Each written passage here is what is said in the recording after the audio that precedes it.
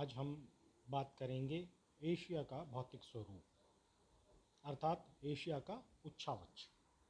अगर हम देखें तो एशिया महाद्वीप, जो कि विश्व का सबसे बड़ा महाद्वीप है, उसमें भौतिक विभिन्नताएं पाया जाना स्वाभाविक है। यहाँ पर प्राचीनतम चट्टानों से निर्मित धरातलीय स्वरूप से लेकर नवीनतम चट्टानों से निर्मित धरातलीय स्वरूप मिलते हैं।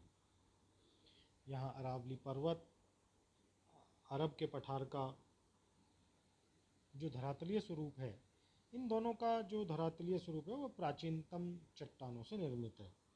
और अगर हम दूसरी तरफ देखें तो हिमालय पर्वत नवीनतम जो चट्टानें हैं उनसे निर्मित है। इसके अलावा जो नदी घाटियाँ हैं, नदियों द्वारा निर्मित मैदान हैं, चाहे वो दजला फरात का मैदान हो, गंगा सिंधु नदी का मैदान हो, या इरावदी नदी का मैदान हो, चीन का मैदान हो, ये सबसे नवीनतम भाग हैं एशिया के। इस तरह हम देखते हैं कि एशिया में धरातलीय विभिन्नताएं पाई जाती हैं। इन धरातलीय विशेषताओं और उच्चावचीय विभिन्नताओं के आधार पर हम पूरे की पूरे एशिया महाद्वीप को 5 बड़े भूभागों में बांट सकते हैं। अर्थात हम कह सकते हैं कि एशिया को 5 भौतिक भागों में हम बांट सकते हैं। सबसे पहला है उत्तर की निम्न भूमि। जो उत्तर की निचली भूमि आप कह सकते हो, या उत्तर की निम्न भूमि, तो ये उत्तर भाग में विशाल निम्न भूमि है। उत्तरी भाग में विस्तृत यह निचली भूमि त्रिभुजाकार मैदान के रूप में फैली हुई है, जिसे हम साइबेरिया का मैदान भी कहते हैं। इस मैदान के उत्तर की ओर आर्कटिक महासागर है, पश्चिम की ओर यूराल पर्वत, दक्षिण और पूर्व की ओर एशिया का मध्यवर्ती पठार पर्वत क्रम है।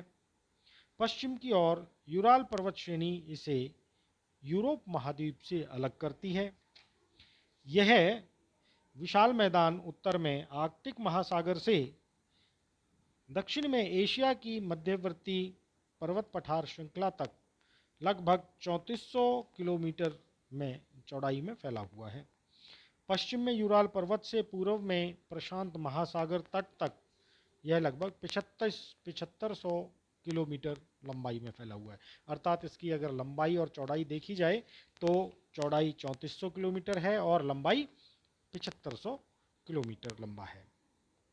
संरचना के आधार पर इस जो विशाल मैदान का निर्माण है वो ओबे, येनेसी और लीना नदियों के अपर्दन, निक्षेपण और वृहद हिमयुग के हिमनदों द्वारा हुआ है। इस विशाल मैदान का ढाल दक्षिण से उत्तर की ओर है। हिमोड़ के निक्षेपों के फलस्वरूप इस मैदान का ढाल अत्यंत मंद हो गया है। शीतकाल में इन नदियों के मुहानों तथा निचले भागों में बर्फ जमा हो जाती है, जिससे इन नदियों का जल प्रवाह रुक जाता है। इस प्रकार यहाँ विस्तृत दलदल बन जाती है। और क्योंकि ये शीत प्रधान प्रदेश है, इसलिए ये जो क्षेत्र है, ये जो नदियाँ हैं, ये यातायात के उपयोग में नहीं ली जा सकती। जो स्थानीय विशेषताएं हैं उनके आधार पर हम इस विशाल मैदान को 4 भागों में बांट सकते हैं। पहला है पश्चिमी साइबेरिया का विस्तृत मैदान। यूराल पर्वत तथा येनेसी नदी के मध्य यह संसार का सबसे बड़ा और समतल मैदान है। इस मैदान के अधिकांश भाग को ओबे नदी प्रवाहित होती है। यह साइबेरिया का सर्वाधिक उपयोगी मैदान है। दूसरा है पूर्वी साइबेरिया का मैदान। यह भूखंड मैदानों और पर्वतों का या पहाड़ियों का एक मिश्रित रूप है। इस भूखंड में पहाड़ियों की श्रृंखला प्रशांत महासागर के तट तक पाई जाती हैं और तुषार भूमि होने के कारण यहाँ पर जो जनसंख्या है वो बहुत कम पाई जाती है। फिर है मध्य साइबेरिया का पठारी भाग। यह पठारी भूभाग येनेसी नदी से लीना नदी के बीच में फैला हुआ है। यह विशाल अंगारालैंड नामक भूखंड का एक समतल प्राय मैदान है। जो इस मैदान का ढाल है वो उत्तर की ओर है। चौथा है रूसी तुर्किस्तान का मैदान। इसे हम तुरान का मैदान भी कहते हैं। यह मैदान अराल और कैस्पियन सागर के नज़दीक स्थित है। यह मैदान समुद्र सतह से थोड़ा नीचे है।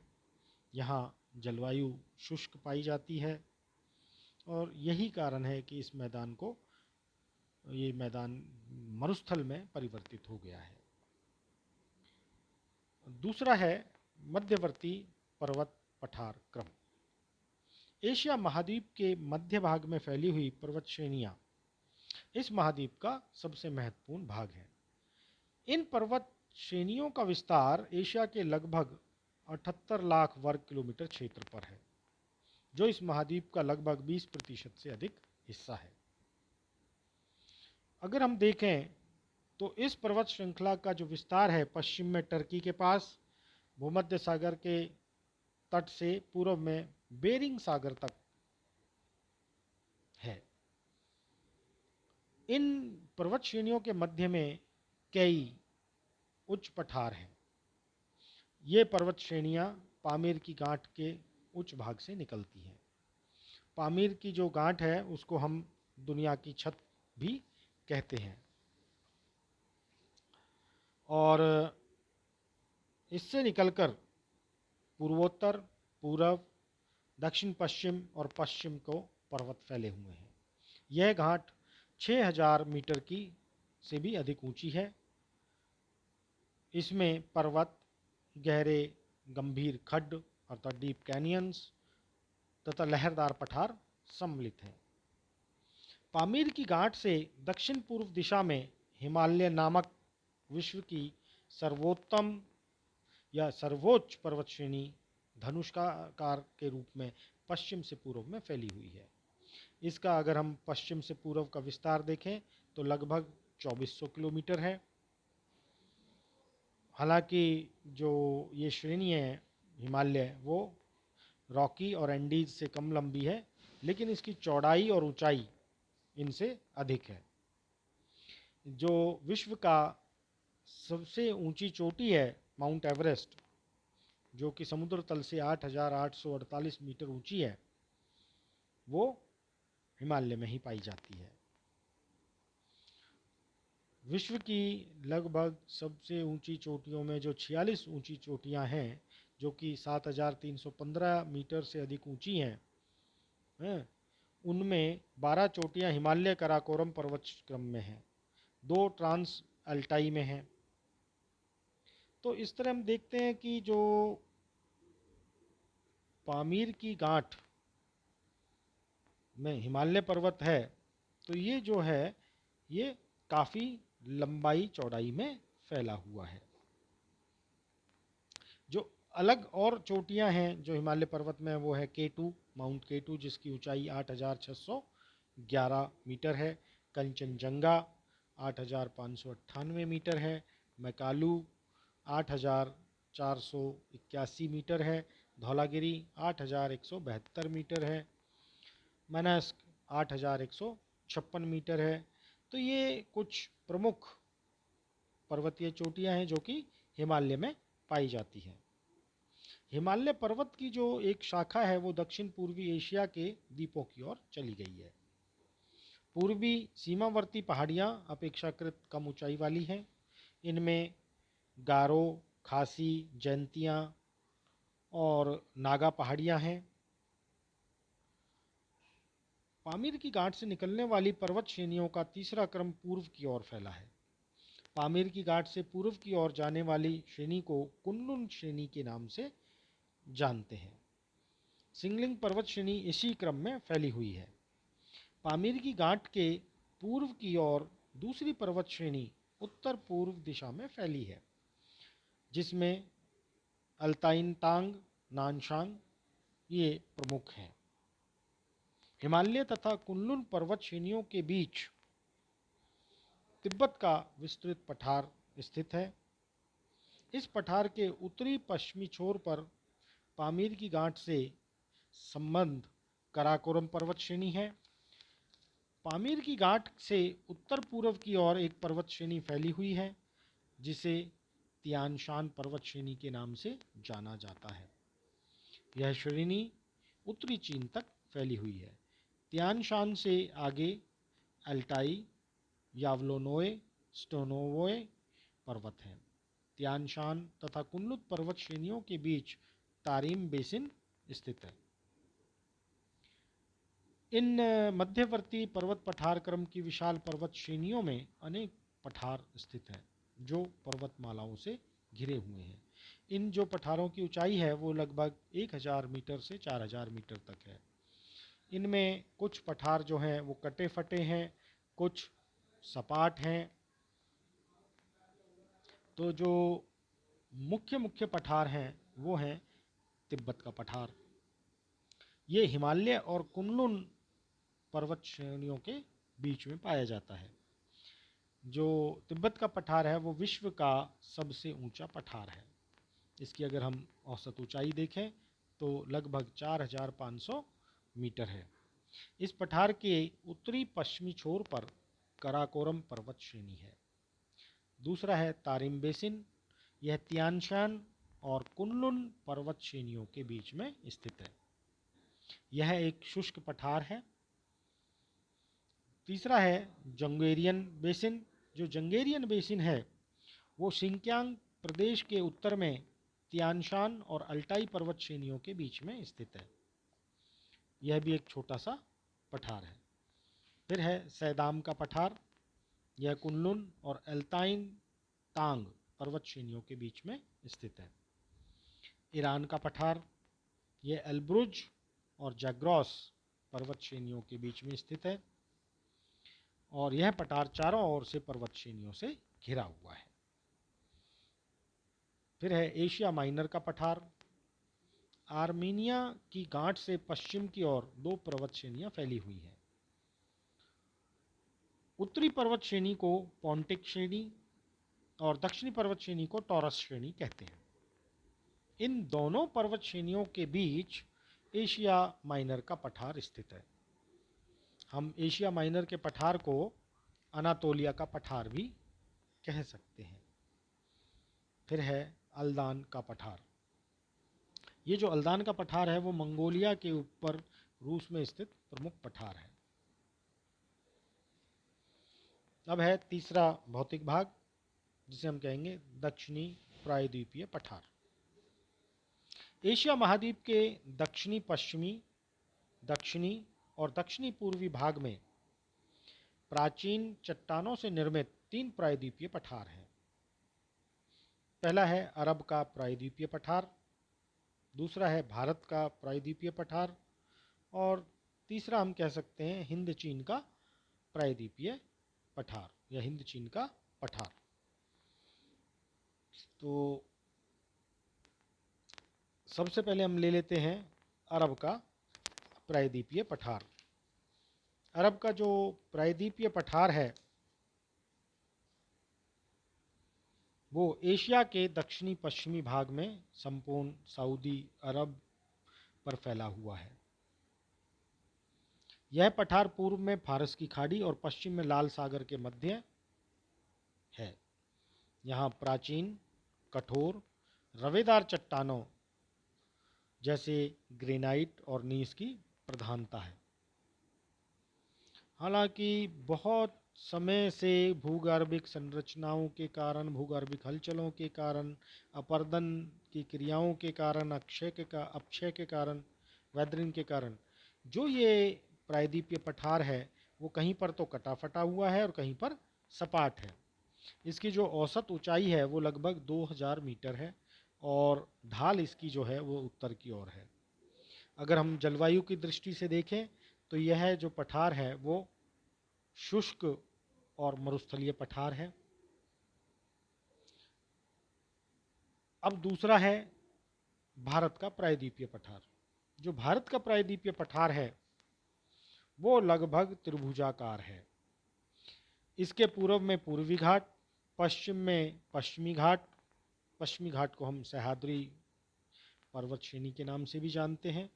उत्तर में अरावली, राजमहल और शिलोंग की पहाड़ियाँ, तथा दक्षिणी पूर्वी इसका जो विस्तार है वो दक्षिणी पूर्वी राजस्थान, मध्य प्रदेश, पश्चिमी आंध्र प्रदेश, उड़ीसा, झारखंड, तेलंगाना, महाराष्ट्र, कर्नाटक, पूर्वी केरल, छत्तीसगढ़, तमिलनाडु, ये लगभग 7 लाख वर्ग किलोमीटर क्षेत्र में फैला हुआ है। जो भूविज्ञानिक दृष्टि से अगर देखें तो ये जो प्राचीन गोंडवाना लैंड है उसका ही भाग है। इसकी जो औसत ऊंचाई है इस पठार की वो लगभग 1500 मीटर है और इसका ढाल पश्चिम से पूर्व की ओर और उत्तर पूर्व की ओर है। इसके पश्चिमी किनारे का ढाल अरब सागर की ओर काफ़ी तीव्र है और जो ये पठारीय क्षेत्र है इसके उत्तरी भाग में विंध्याचल पर्वत, सतपुड़ा पर्वत और मालवा का पठार है, जबकि इस पठार के दक्षिणी भाग में इलायची और नीलगिरी की पहाड़ियाँ प्रमुख हैं। अब हम देखें कि बहुत लंबी समय से ये वेदरिंग के कारण, भूगर्भिक हलचलों के कारण ये काफ़ी विविधताएं लिए हुए पठार बना हुआ है। फिर है हिंद चीन का पठार। यह दक्षिणी पूर्वी एशिया में लगभग 8 लाख वर्ग किलोमीटर क्षेत्र पर फैला हुआ है। इसमें म्यांमार के पूर्वी भाग में स्थित शान का पठार, चीन के दक्षिणी पश्चिमी भाग में स्थित यूनान क्विचाऊ के पठार के भाग सम्मिलित हैं। ये जो पठार है वो कटा फटा है, संकरी नदी घाटियाँ हैं, कठोर और पुरानी चट्टानें हैं, ये इसकी विशेषताएं हैं और औसत जो ऊंचाई है इसकी वो लगभग 900 मीटर है। अगर हम देखें तो इस पठारी भाग पर जो मुख्य नदी है वो है साल्विन नदी। अब अगर हम देखें तो पश्चिमी यूनान के पठारी भाग में अनेक अपर्दित पर्वत श्रेणियाँ उत्तर दक्षिण में स्थित हैं। इस पठारी भाग में छोटी बड़ी अनेक नदियाँ प्रवाहित होती हैं। इसमें साल्विन, इरावदी, मेकोंग, जैचुआन ये मुख्य मुख्य नदियाँ हैं।